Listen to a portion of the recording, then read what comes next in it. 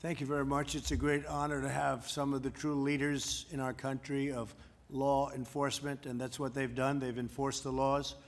They've done a fantastic job of it. We have among the best numbers we've ever had in terms of recorded history, certainly, but this has been a very strong year for less crime. Let's put it that way, less crime. And there's a reason for less crime. That's because we have great law enforcement. I'm very proud of them.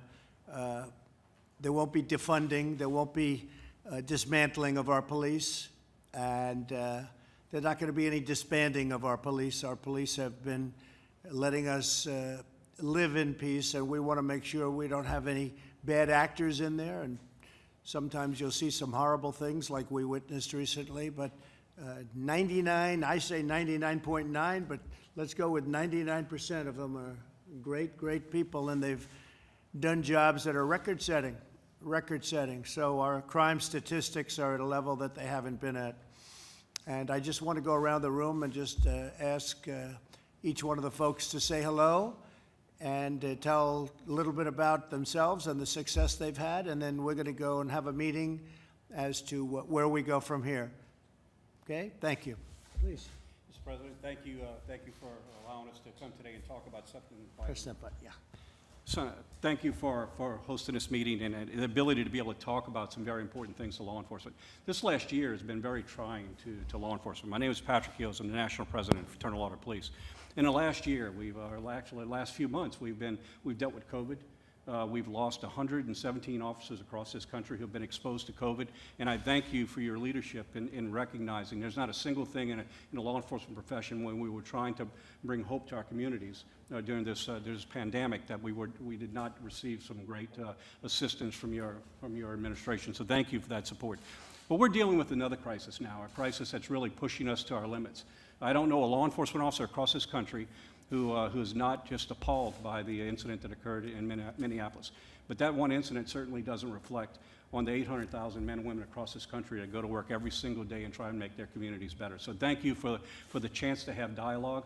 Looking at us as a profession, we recognize that it's time for us to have some good, deep discussion and look within and find ways to improve the criminal justice system. And I stand here to tell you that we want a seat at the table and have that discussion. So thank you for hosting this meeting. Thank you, Patrick, very much. I appreciate it. Ashley, please.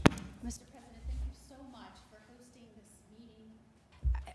First and foremost, we have to ensure, before we can collaborate and make progress on areas in the criminal justice arena, we have to make sure we have space to do that and law and order controls. And we appreciate you focusing on what is important, that people have the ability to express their opinions and protest in a peaceful way, but we cannot have attacks on law enforcement, looting. This will dismantle what we have built for so long. In Florida, we are at a 48-year crime rate low. We have not been this low in crime in some time. And I believe it is people like you that have supported law enforcement. And I believe in any administration and any criminal justice system in any state, we can always make improvements. And I admire that you are willing to dig in and have these conversations and do that. I think that moving forward, the idea that we would ever dismantle our police administrations, coming from not only as the Attorney General of the great state of Florida, as a federal prosecutor, or as a judge for over a decade, but as the wife of a law enforcement officer, I see what these men and women do for our communities. They rush in to save us when other people rush out. They deliver babies. They charge in when someone's hyped up on fentanyl and just beat his wife and his kids and rescue them. I mean, we expect great things. We have to support them. We have to ensure that they're safe. And at the same time, we must remain committed to improving our system. And I admire that about you, President Trump, that you're willing to do that. And we stand ready to assist you. Well, thank you very much, Ashley. You're doing a great job in Florida. I get the word. You're doing a great job. Thank you. Thank you. Thank you. Please. Thank you, Mr. President, and staff here at the White House for hosting this meeting. My name is Rob Pride. I'm the National Chairman of Trustees for the Fraternal Order of Police. And I'm also here today as a sergeant working the streets during this time of crisis in our nation.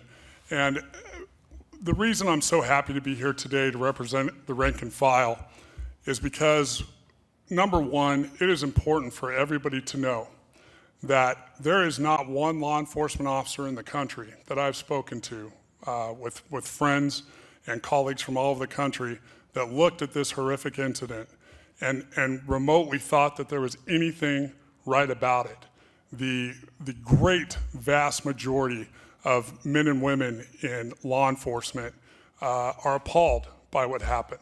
But that vast majority is also, as the president has always said, already said, those are the good men and women of law enforcement who work hard every day to make their community safe. And on behalf of that rank and file, we applaud this meeting and we're glad to be here because there's no doubt in anybody's mind, as General Moody already said, that there's room for improvement, and we know that. And we're happy to be at the table, and we're happy to welcome that input and do what we can to be better police in this country, better police for our citizens and our communities. And we're happy to be a part of this conversation, and that's why we're here. So thank you. Great job, and very Rob. much appreciate Thank you, Rob. Great job. Thank you. We've known each other a long time now. Really good. Jared, please. Thank you, Mr. President, and thank you all for joining. We've really, over the last 3.5 years, have had the opportunity to grow very close with law enforcement. We worked very closely together to bring forward to this country criminal justice reform. The law enforcement community heard the cries from the community, saw the injustices in the system that needed to be fixed, and they responded by coming together to fix it, and it's been a great partnership to do that. Those reforms make our communities safer and have made our system fairer, and that's the type of action that we've been able to accomplish by working together. So what we've seen in the past is that the meetings together and the work together doesn't just result in reports and in nice talking points. It actually results in progress and actual policies that make people's lives better and make communities safer. So it's an honor to work together, and hopefully at this time where there's a lot of people in the country who are feeling different pain and feeling different concerns, law enforcement can be a leader in coming together and helping us work towards bringing solutions that could bring this country forward. So thank you very much for the partnership. Thank you, Jared. Thank you. My star. Thanks so much, Mr. President. And thank you to all the law enforcement individuals in the room and for the work that you do on a daily basis. You know, when I saw what happened with George Floyd, it really made my heart sunk. It hit me to my core, as well as a lot of the other lives that have been lost. You know, as an African American, you know, I live in Southeast DC and live in a paradox where, you know, my wife is sometimes scared to walk the streets by herself. And, but then in the same vein, as an individual, I've also had the fear of being in certain neighborhoods or driving certain types of cars as an African American, just because of my relationship with the police. And there's a lot of African American males across the country that have stories like that they can share. But I think law enforcement is there to kind of thread that needle and help us and protect us and not to be demonized. And it's been very, very tough to see what happened and what's been impacting a lot of families across the country. But I think if we want real reform, like real reform that can change communities, it starts with law enforcement and partnering with them, not demonizing. Because I have a lot of law enforcement individuals in my life, and they're some of the greatest people I've ever met. And we can't let some bad apples represent something that's a core of any community. And so we look forward to continuing to partner with you all to find solutions, because that's one thing I've learned with working under President Trump's leadership, that we're not just about talk, we're about action. And communities leading on your leadership, sir, for you to take action, and it's been an honor to serve, and I look forward to the discussion. Great to have you with us. Great job you're doing, too. Thank you. Please, Chief. Good afternoon, Mr. President, Mr. Vice President. Again, thank you for putting this important meeting together, probably one of the most important meetings in our profession in my 43 years as a law enforcement officer. And, you know, I won't echo some of the things that have been said about the horrific incident that brought us here today, but what I will say is this. What it's going to take to make the appropriate changes in law enforcement is courageous leadership.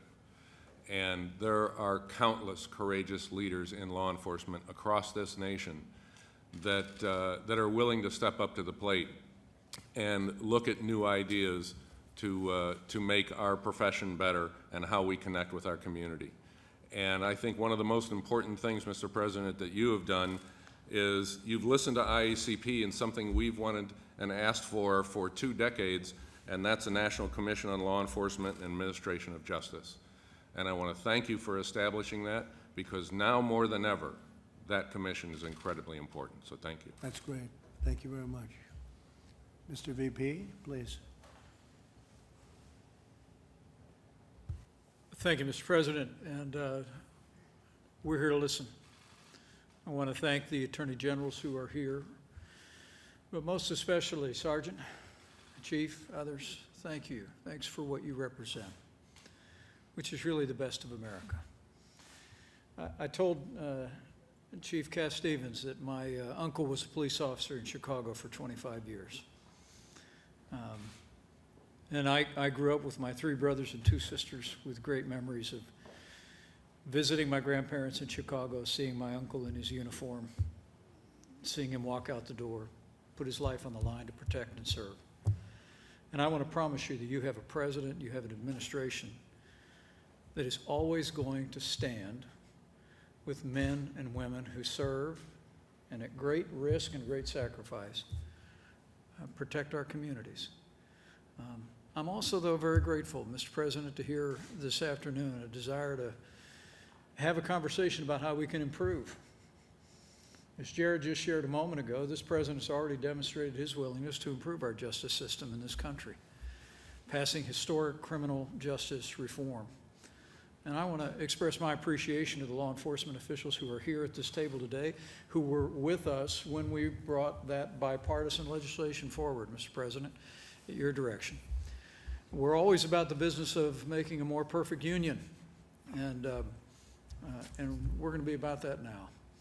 In the wake of the tragic event of now almost 2 weeks ago, we want to hear from you about how we can improve, but improve in a way that builds on that foundation of really the finest men and women in our country, the bravest men and women in our country, the men and women of law enforcement. How we make sure that the men and women who dedicate their lives to law enforcement, who take risks every single day to keep our communities safe, are properly supported, and that the resources from the federal government, the support from state and local authorities is going to continue to hold up those honorable men and women who serve and protect every day. So thank you, Mr. President, and thank you to all of those who are here. Thank you, Mike, very much. Mr. President, it's an honor to be here with you. Obviously, I've been part of your team for now more than 2 years, taking over the Domestic Policy Council just about a month ago, but running the Office of American Innovation before that. What I want to say very briefly is this. 3 months ago, on this side of the White House, we gathered almost 1,000 Black leaders from around this country as we were celebrating Black History Month. And in that celebration, you talked about having the lowest unemployment, the lowest poverty rate this country had ever seen. It was a remarkable feat that deserves such great celebration. But here we are 3 months later, and it is a different time for our country. But on Friday, we had another major announcement. 2.5+ million jobs created in a time of such darkness and destruction. And it reminded me that while we are in the midst of the great American comeback, while we are going to be renewing and rebuilding and restoring this country, that none of it is possible without our law enforcement, that none of it is possible without real safety and real security in this country. So really, for the great American comeback, with your leadership, Mr. President, as we cut poverty rates again and we slash unemployment again and we build a country where every man, woman, and child has a real shot at the American dream, it begins today. I believe it begins with the people in this room. It begins with a law enforcement that is supported, that is stood up, and that I know you and the Vice President, all of us stand beside as we move forward. So thank you so much. It's an honor to be here. Great job. Mr. President, thank you very much. I'm really pleased to work very closely with folks like Sheriff Childress and Attorney General Cameron and Attorney General Moody, who took their time to come up here to be a part of this very important conversation. As somebody who has law enforcement in my family as well, it's a very important conversation. And again, everybody that I've talked to at the elected leader level, but also at the rank and file level, was just appalled by what happened in Minneapolis, but out of that comes a commitment, a redoubling to make improvement across the country at the state and local and federal level, and really pleased to have such strong partners in the Intergovernmental Affairs Office to work with to help make that progress under your leadership, sir. Thank you. Thank you very much.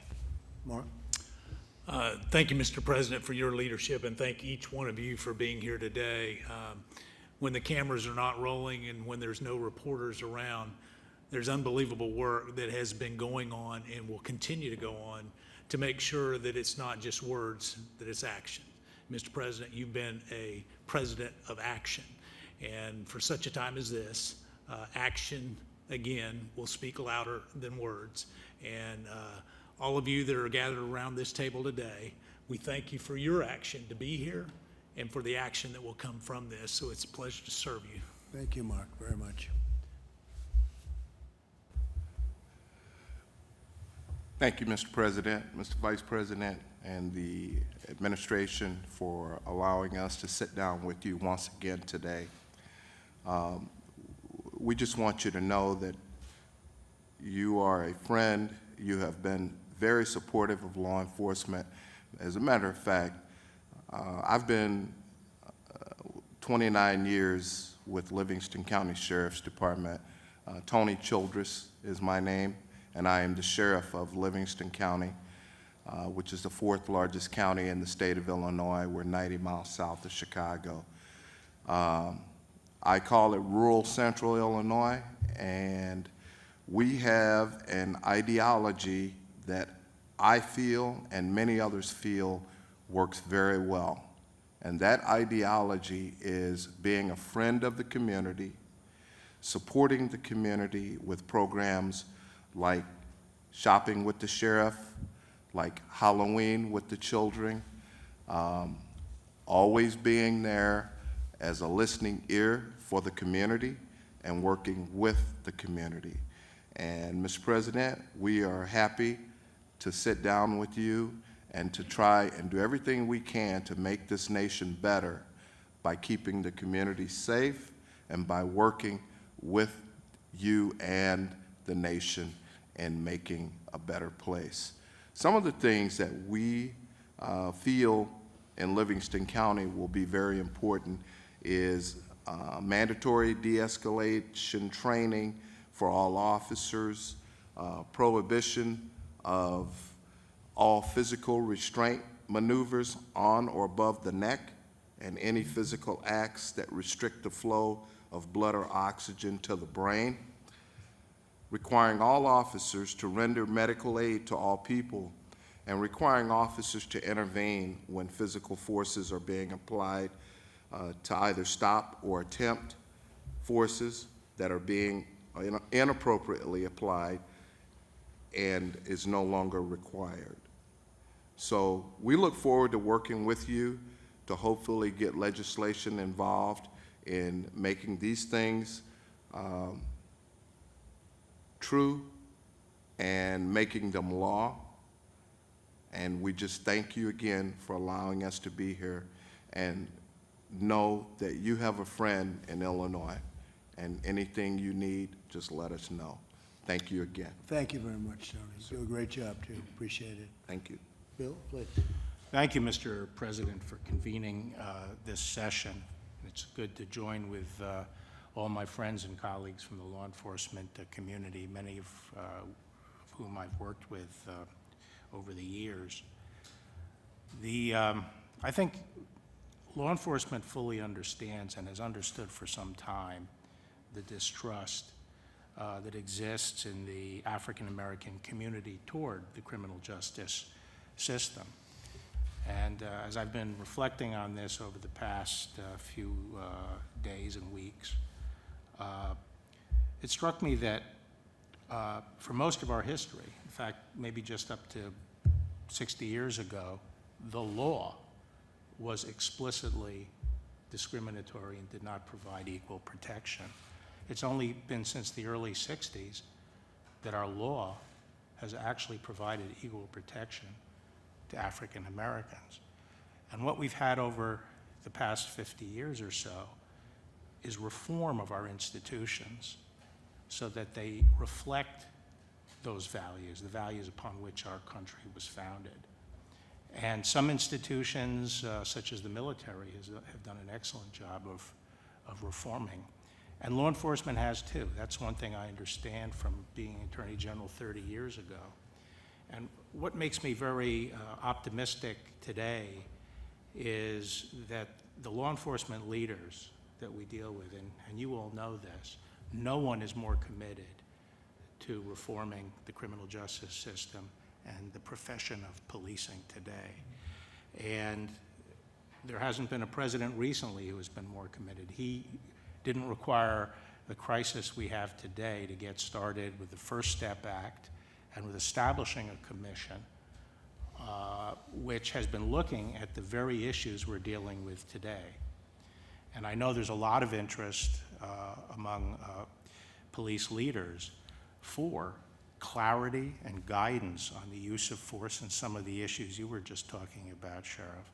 Making sure the standards are out there, making sure they are trained, and making sure they are adhered to. And we're looking forward to working with you to get that done. The time for waiting is over. It's now incumbent on us to bring good out of bad. And we can do it, and the commitment is there in law enforcement to do it, so let's get it done. Finally, just let me say that the other aspect of this is the rule of law and the need for law and order. Above the Department of Justice's main entrance is the Latin phrase that from law and order, everything else comes. It's the foundation of civilization. And we have to make sure, it's our responsibility to make sure that our country is ruled by law and not by violence. Thank you, Bill. Well said. Thank you very much. And Daniel, I got to know Daniel in Kentucky. He is a superstar in the making, if he's not already a superstar, but he had an incredible race, and we watched it together, and congratulations on that. That was some evening, right? Thank you, Mr. President. It was, Go and ahead, obviously please. was grateful for your support and grateful for your leadership on this current issue. We obviously have had the challenges with COVID-19, and now we are starting to see civil unrest in our society as it relates to some of the challenges that, frankly, black and brown communities have had, as General Barr so eloquently stated it. We have a responsibility in this room with all of our law enforcement partners to look for ways as we move forward to do it better, to become better citizens, to become better neighbors. And I'm so thankful for the men and women of our law enforcement community that recognize the importance and sincerity of that need and have the interest not only to protect and serve, but also to demonstrate understanding of the challenges and look for ways to heal the fabric of this nation. We, as General Barr said, cannot allow for chaos in our streets. We can allow for peaceful protest, but we cannot allow for chaos. We cannot allow for violence. Those in this room that know that, those that have been peacefully protesting know that. But our challenge today is how can we move together to better our communities, to better our society in a meaningful way. I'm honored to be a part of that discussion as somebody from the Commonwealth of Kentucky who represents Kentucky and understands some of the civil unrest that we are seeing there. So I appreciate you assembling this roundtable. I appreciate all of you all that are here to be a part of this conversation, and I look forward to working with you all and collaborating to better our communities and our society. Thank you very much. Thank you, Dan. Proud of you. So it's very interesting because I just see in some of the papers they want to end the police department, quote, end the police department in Minneapolis. End it. What does that mean, end it? They had a couple of very rough nights, and they had a third night which was not good. They abandoned their police precinct, something I've never seen before. You had a mayor that asked them to abandon, and now they've abandoned the mayor, it looks like. The opposite of far thinking. You know, you say far thinking, is that far thinking? So they had 3 really bad nights, and then I insisted on bringing in the National Guard, and all of a sudden it was like magic. It was in good shape. They helped with the police, but the police were told to leave their posts. Nobody's ever seen anything like that. But we insisted on having protection for that great city or that great state. A great state, Minnesota. What a horrible thing. That's where it started, and we ended very strong there once we got involved. We got involved right from the White House, and we weren't going to let that happen to that city or that state. And I think a lot of people took notice.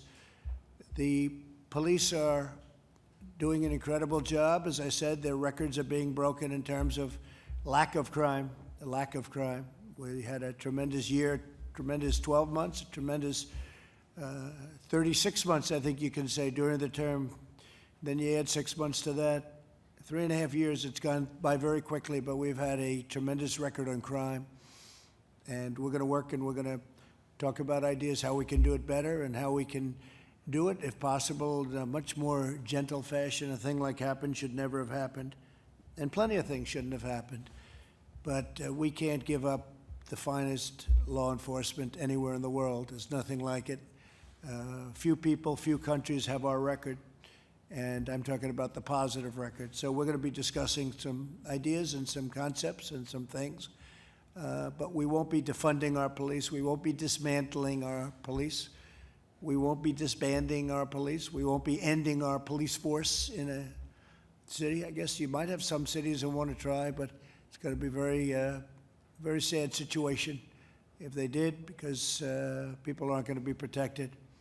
These people do a tremendous job of protecting the citizens of our country, and that's what they're paid for. But whether they were paid or not, that's what they do.